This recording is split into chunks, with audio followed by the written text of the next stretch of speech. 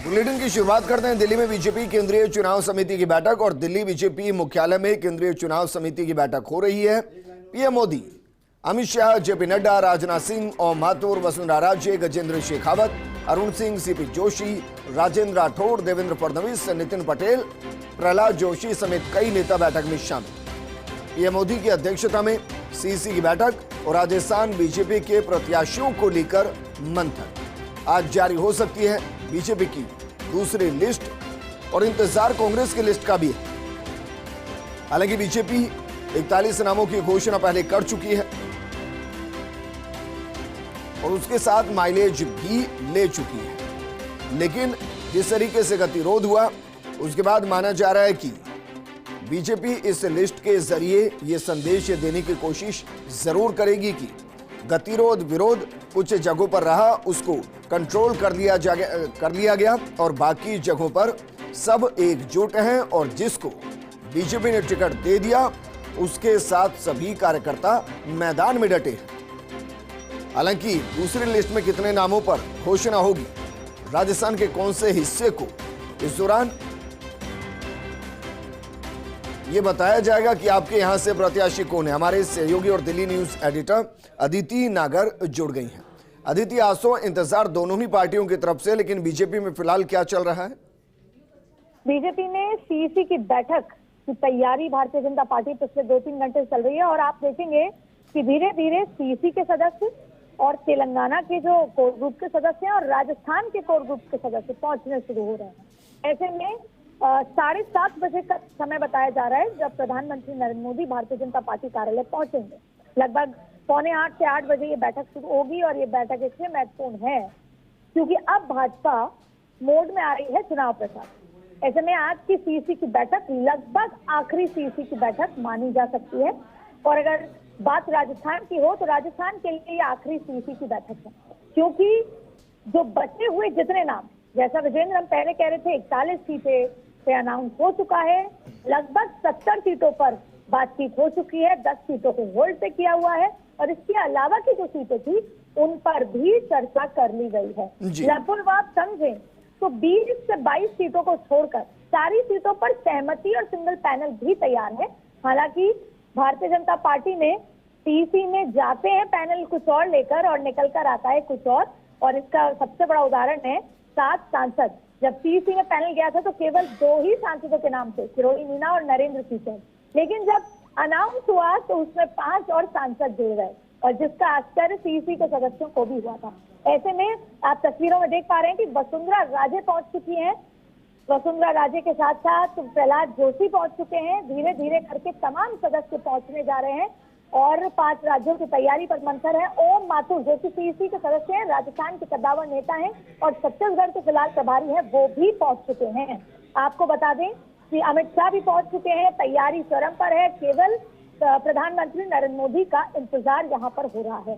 अब सबसे महत्वपूर्ण बात यह है कि आज देर रात तक छत्तीसगढ़ देर रात तक राजस्थान की कांग्रेस की लिस्ट आने वाली है, वहीं भारतीय जनता पार्टी की लिस्ट संभवतः आज तो नहीं आती नजर आ रही जी, लेकिन 24 से पहले एक लिस्ट आएगी जिसमें सिटिंग एमएलए होने वाले हैं। सिटिंग एमएलए की लिस्ट आएगी और आपको एक और बात बता दें, हमने 9 नाम बताए थे, उसमें मालवीय नगर भी जुड़ चुका है, यानी कांग्रेस हो या बीजेपी, मालवीय नगर को लेकर अंदरूनी खिंचातान अभी चल रही है, असमंजस कंफ्यूजन अभी चल रहा है। फिलहाल आज मंथन होगा बाकी बची हुई सीटों पर और सीईसी के सदस्य भी ये देखना चाहते हैं कि आज सीईसी में कोई नया नाम पैराशूट से आता है या लिस्ट के दौरान आता है, क्या कुछ होता है। फिलहाल सभी के अंदर एक्साइटमेंट है क्योंकि टिकटों का रैप अप करने के बाद ही अब चुनाव प्रचार में वो कारपेट बॉम्बिंग में पूरे जिसमें चुनाव प्रचार के नेताओं की लिस्ट आएगी, कौन स्टार प्रचारक है, वो सब भी आना बाकी है। ऐसे में पूरी तरीके से ग्राउंड पे चुनाव प्रचार में फोकस अब भारतीय जनता पार्टी करना चाहती है, इसीलिए हम बता रहे हैं कि आज की सीईसी महत्वपूर्ण भी और आखिरी जी। अच्छा अदिति, ये जानकारी लग पा रही है कि राजस्थान के किस हिस्से को इस बार प्रत्याशियों के जरिए कार्यकर्ताओं तक पहुंचने की कोशिश की जाएगी, क्योंकि जेपी नड्डा उदयपुर, बीकानेर, कोटा, अजमेर यहाँ पर तो सबसे बैठक कर ही चुके हैं और वो इनडायरेक्टली संदेश दे चुके हैं कि कोई एक ही प्रत्याशी होता है, वो मत कीजिएगा जो 41 की सूची के दौरान हुआ। आपको लग रहा है इन्हीं इलाकों से लिस्ट आएगी? और दूसरा सवाल ये कि क्या वाकई में बीजेपी भी ये मान चुकी है कि सिटिंग एमएलए का टिकट काटना फिलहाल उसके लिए घातक साबित हो सकता है? दोनों ही पार्टियों ने कान पकड़ लिए हैं कि सिटिंग एमएलए का टिकट काटना कितना घातक है। दोनों ने स्वाद भी सके हैं। कांग्रेस की तो लिस्ट आई नहीं है, तब भी स्वाद का समझ आ चुका है। ऐसे में एक रणनीति में हल्का शिफ्ट नजर आ रहा है, जहां पर पहला तो दूसरी लिस्ट को थोड़ा नॉर्मल रखेंगे, जिससे कि मैसेज कार्यकर्ताओं में, विधायकों में जाए कि पार्टी आपकी चिंता करती है, पार्टी आपके साथ है, आपको हटाना नहीं चाहती। तो दूसरी लिस्ट जो आप देखेंगे बड़ी सामान्य और पुराने चेहरों के साथ सिटिंग एमएलए की देखेंगे। और रणनीति में शिफ्ट भी अब ये हुआ है कि जहां तक कोशिश की जाए टिकट ना काटी जाए, कम से कम टिकट काटी जाए। जिनकी होल्ड पर है उन पर भी एक बार ग्राउंड पे सर्वे, क्विक सर्वे करवाया जा रहा है कि क्या हालात हैं आज की तारीख में, क्योंकि समय आते आते वो हालात भी बदलते हैं, दिन पर दिन चुनाव में हालात बदलते हैं।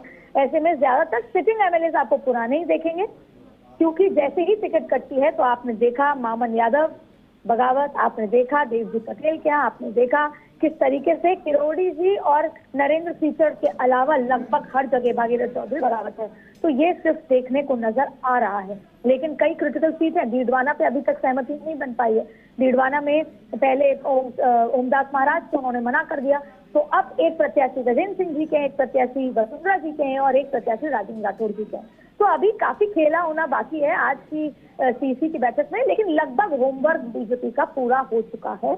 और ऐसे में आरएसएस का भी फीडबैक है कि सोच समझ के और सबको साथ लेकर आगे चलें, क्योंकि कहीं ना कहीं आरएसएस के माना जा रहा है ये कि आरएसएस की जो इंटरनल रिपोर्ट कहती है कि 82 से 84 ही सीट्स आ रही हैं, इसलिए टिकटार्थियों को बहुत सोच समझ कर चुनना होगा। और बगावत के अभी फिलहाल जिसे कहते हैं कि बगावत अभी पार्टी नहीं झेल सकती, और ये तो सच है कि कांग्रेस और बीजेपी फिलहाल दोनों ही पार्टी इतनी एज पर है, टक्कर में है कि बगावत फिलहाल दोनों ही नहीं झेल सकती। अच्छा अदिति, ये कितना सच है कि जो पहली 41 नामों की लिस्ट आई उसमें कुछ सीटें ऐसी थी जहां शायद संघ की तरफ से किसी को कह दिया गया था कि भाई आप तैयारी कीजिए, आपका टिकट लगभग फाइनल है, लेकिन जब 41 नाम सामने आए तो पता चला कि चेहरा कोई और है?